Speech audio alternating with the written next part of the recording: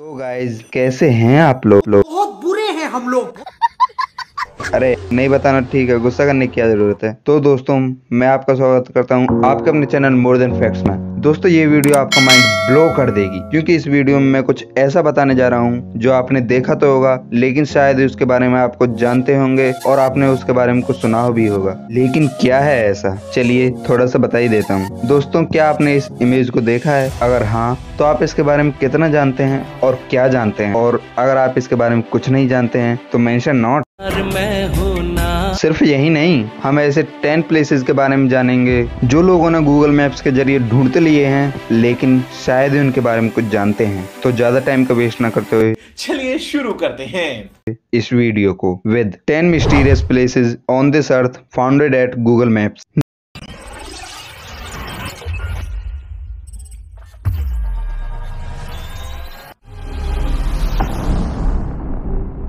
Number 10, the giant snake. दोस्तों ये देखिए,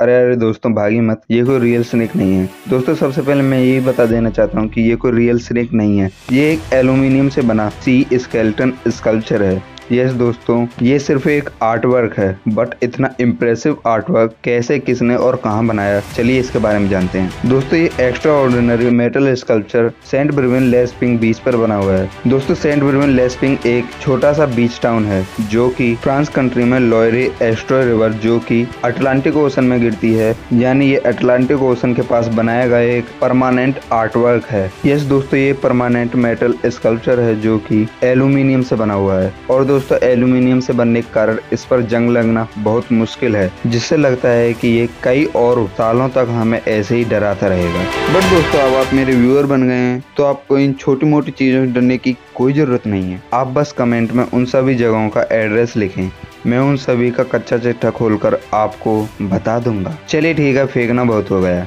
now let's talk about who created this immersive ocean art work. दोस्तों चलिए अब जानते हैं कि इस शानदार ओशन आर्ट वर्क को कब और किसने और क्यों बनाया था। दोस्तों इस आर्ट वर्क को हैंग योंग पिंग ने, जो कि एक चाइनीज आर्टिस्ट हैं, उन्होंने फ्रांस के ले वोएगे ए90 फेस्टिवल के लिए इसे 2012 में बनाकर तैयार किया गया था। दोस्तों ये 426 फीट यानी 130 मीटर लंबा एक स्नेक स्केलेटन स्कल्पचर है। दोस्तों ये तो जान लिया कि ये कब, किसने और कहां बनाया था, लेकिन ये क्यों बनाया गया था। दोस्तों ये एनवायरमेंटल प्रोटेक्शन को दर्शाने के लिए बनाया गया है। दोस्तों ये यह बताता है कि हम इंसान जीवों को किस तरह नष्ट करते जा रहे हैं। दोस्तों जैसा कि आप देख ही सकते हैं कि इस स्केलेटन पर सिर्फ हड्डियां हैं और कुछ नहीं, मांस नहीं है। ये यही दर्शाता है कि हम इंसान जीवों को खत्म करते जा रहे हैं। तो माना कि ये एनवायरमेंटल प्रोटेक्शन के लिए बना गया है, बट यार इतना भयंकर आर्ट वर्क कौन बनाता है। मेरी एक पल के लिए सांस थम गई थी, मुझे लगा टाइटेनोबोआ वापस आ गया है। As you know, titanoboa was the biggest and strongest snake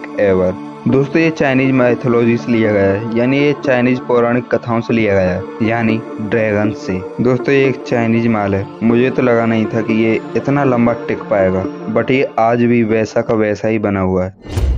number 9, the sleeping lady. दोस्तों मैं यकीन से कह सकता हूँ कि आप में से 90% लोगों ने ये पिक जरूर देखी होगी। दोस्तों ये पिक एक बहुत ही औसम पिक है, और दोस्तों इस पिक के लिए क्लेम किया गया है कि ये पिक अलास्का यूएसए में माउंट सुसेतना को डिपिक्ट की गई है, जो कि अलास्का प्रिंस का एक भाग है। बट दोस्तों ये पिक रियल है या फेक, चलिए जानते हैं। दोस्तों ये पिक अलास्का के माउंट सुसेतना को डिपिक्ट करती है, और दोस्तों ये पिक डिजिटली क्रिएटेड है, ये कोई रियल पिक नहीं है। बट दोस्तों ये पिक बनाई किसने है, चलिए इसे भी जानते हैं। दोस्तों ये पिक एक डिजिटल आर्टिस्ट जीन मिशेल विहोरल ने माउंट सुसेतना को डिपिक्ट करने के लिए और उसकी पॉपुलैरिटी को बढ़ाने के लिए ये पिक बनाई है। ये पिक सबसे पहली बार www.behance.net पर पोस्ट की गई थी। तो वेबसाइट पर ये फोटो विंटर स्लीप के नाम से पोस्ट की गई थी, बट दोस्तों आजकल ये द स्लीपिंग लेडी के नाम से ज्यादा फेमस है। और दोस्तों इसकी फर्स्ट एक्सक्लूसिव वीडियो क्लिप विहोरल जीन मिशेल चैनल पर 5 सेकंड की वीडियो क्लिप पोस्ट की गई थी। वैसे दोस्तों आप ही बताइए कि इस पिक में और इस माउंटेन में आपको कोई सिमिलरिटी नजर आती है या नहीं। अपना जवाब कमेंट्स में लिखिए।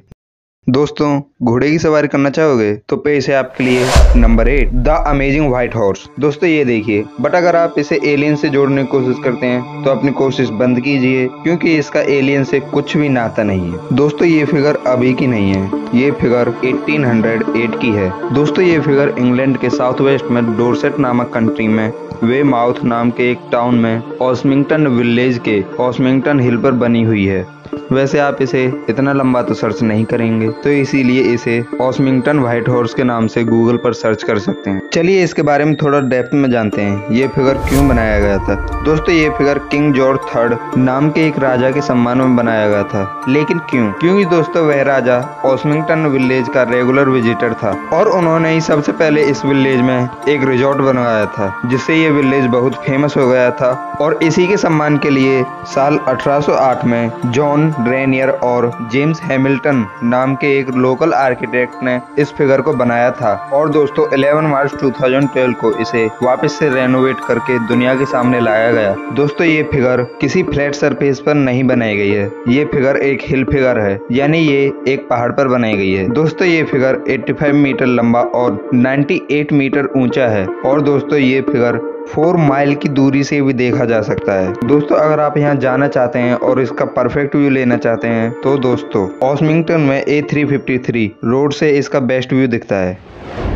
Number 7 the country islands. दोस्तों द वर्ल्ड के नाम से फेमस ये आइलैंड्स दुबई में लोकेटेड हैं और ये कोई कुदरत का करिश्मा नहीं है, बल्कि ये आर्टिफिशियली बनाए गए हैं। यस दोस्तों, ये इंसानों द्वारा बनाए गए हैं। इन आइलैंड्स को साल 2003 में 2 डच कंपनियों वैन ऑड और बोस्कोलिस ने बनाना शुरू किया था। इन आइलैंड्स को शेख मोहम्मद बिन राशिद अल मखदूम, जो कि पास्ट में दुबई के रूलर भी रह चुके हैं, उन्होंने बनवाया था। दोस्तों ये आइलैंड्स 6 बाई 9 किलोमीटर एरिया के साथ 300 आइलैंड्स का एक समूह था, वैसे अभी भी है। दोस्तों ये आइलैंड्स ह्यूमन रेजिडेंट पर्पज के लिए बनाए गए थे, मींस इनमें इंसान को भी रहना था।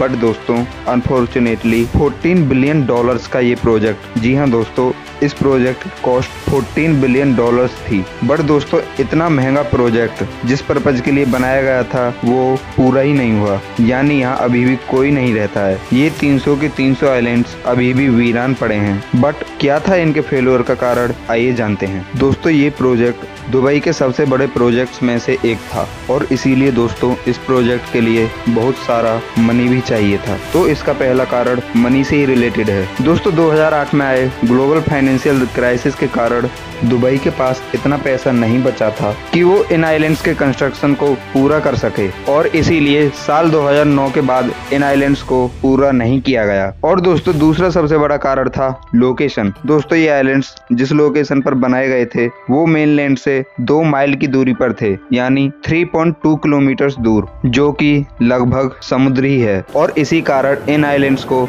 हर दिन हाई टाइड्स का सामना करना पड़ता था और जिस कारण अगर यहाँ लोग रहते तो उन्हें भी हाई टाइड्स का सामना करना पड़ता और उन्हें यहाँ रहने में बहुत ज्यादा मुश्किलों का सामना पड़ता। और दोस्तों एक और सबसे बड़ा कारण था इलेक्ट्रिसिटी का ना होना। दोस्तों क्योंकि ये मेनलैंड से इतनी दूर थे तो यहाँ पर इलेक्ट्रिसिटी पहुँचाना बहुत ज्यादा मुश्किल था। और वैसे अगर हम तीसरे कारण की बात करें तो वो इग्नोर भी किया जा सकता है, क्योंकि ये इतना बड़ा कारण नहीं है। बट फिर भी दोस्तों हम बता देना चाहते हैं। दोस्तों इन आइलैंड्स के फेल होने का तीसरा सबसे बड़ा कारण था इनकी शेप। दोस्तों इन आइलैंड्स को वर्ल्ड मैप की शेप में बनाया जाने वाला था, लेकिन समुद्र में होने के कारण इसकी शेप बार बार बिगड़ती रही। और दोस्तों आप खुद ही बताइए, क्या आपको इन्हें देखकर लगता है कि ये इंडिया, ये पाकिस्तान और ये श्रीलंका है? नहीं ना दोस्तों। और इसी कारण ये इतना ब्यूटीफुल नहीं बना जितना एक्सपेक्ट किया था।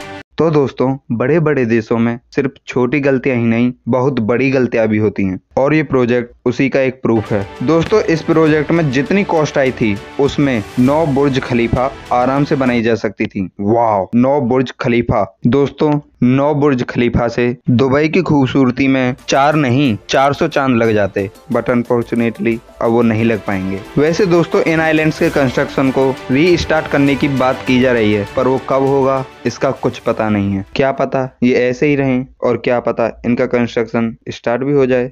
चलिए खैर इसे छोड़ते हैं, हम अपनी जर्नी को आगे बढ़ाते हैं।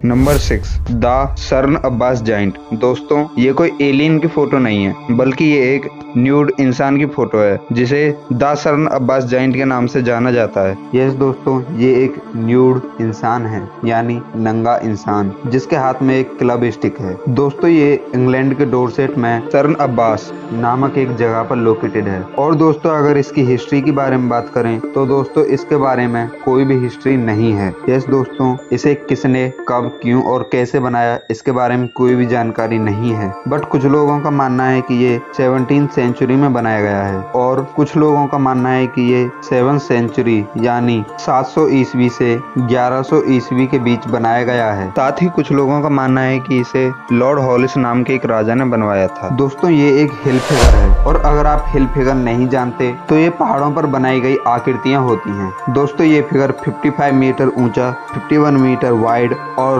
2 फीट गहरा है। और दोस्तों तो इसके हाथ में लगी ये क्लब स्टिक 37 मीटर लंबी और 11 मीटर हाइट की है। और अगर आप इसे सर्च करना चाहें तो आप इसे सर्न अब्बास जाइंट के नाम से सर्च कर सकते हैं। इसके बारे में ये भी कहते हैं कि ये एक राक्षस था जिसे लोगों ने मार दिया।